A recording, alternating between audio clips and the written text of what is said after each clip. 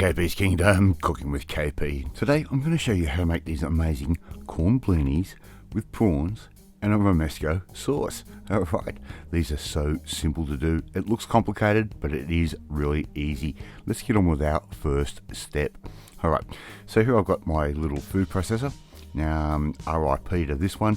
Here I've got around about a tablespoon's worth of slivered almonds and a tablespoon's worth of crushed walnuts. I'm adding in 150 grams worth of sun-dried tomatoes and about 2 tablespoons worth of extra virgin olive oil and 1 tablespoon's worth of a red wine or a sherry vinegar. Okay, that can go straight in, and you can also add a little bit of garlic. And this is where the food processor died. We've had to get out our trusty chippy chopper, which we've nicknamed this little machine, this little food processor. That costs next to nothing. We give that a blitz for about 30 to 40 seconds, and there we go. We've got our romesco sauce. Okay, we're going to set that aside now. So here I've got some fresh prawns, which I've deveined. I'm going to put around about a teaspoon's worth of salt over that, and I'm going to just put those straight over just like that. And here I've got the zest of 1 lemon. I'm going to add that in as well, and it's going to give us a really vibrant flavor.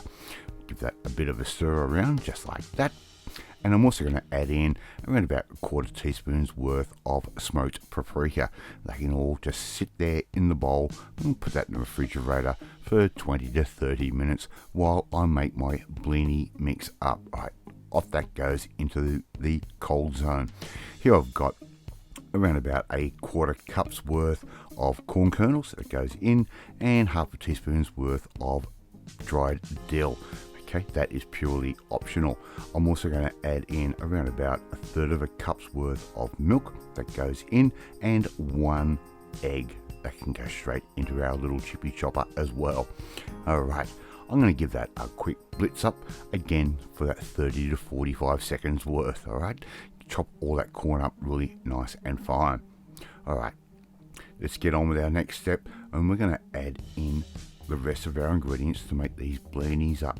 Just a little bit more salt that can go straight in like that, and we're going to add in some freshly ground black pepper to taste. Alright, I'm using probably 1/4 to 1/2 teaspoon's worth. I'm going to add in my flour, which is going to be 3/4 cup's worth of self-raising flour. Alright, that can go straight into our little food processor as well. And just be careful, don't make the mistake I did and get the drive filled with flour, and then you blow on it to try and get it out, and it ends up all over your face. We're going to blend that up for around about another minute, just nice and easy, and do it in little pulses, otherwise you can overheat your motor. Right, get your grill. You can use a barbecue, a fry pan. I love this teppanyaki grill. I don't believe you can buy these anymore, but it works out to be the perfect indoor barbecue for me.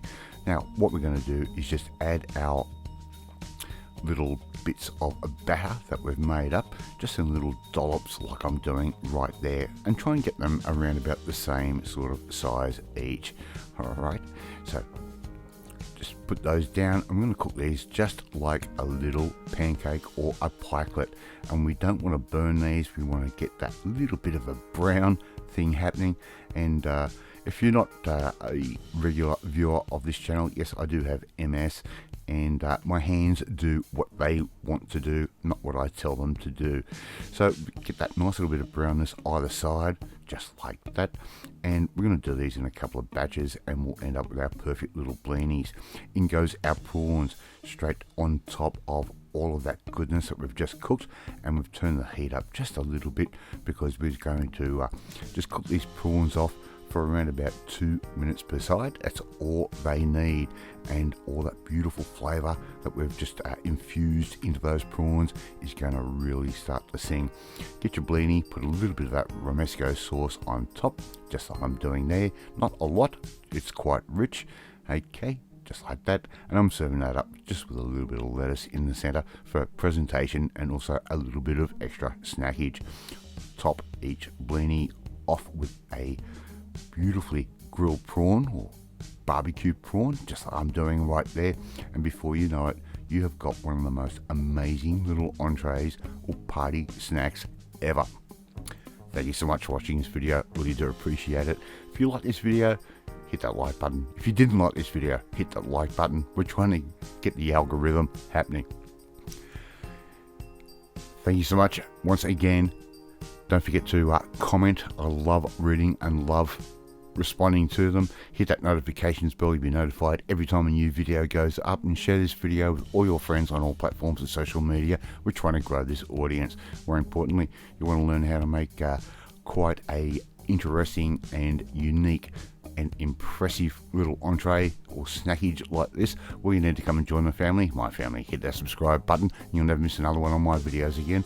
I'll have to eat my corn blinis with prawn and romesco sauce, and I will catch you next time. Bye.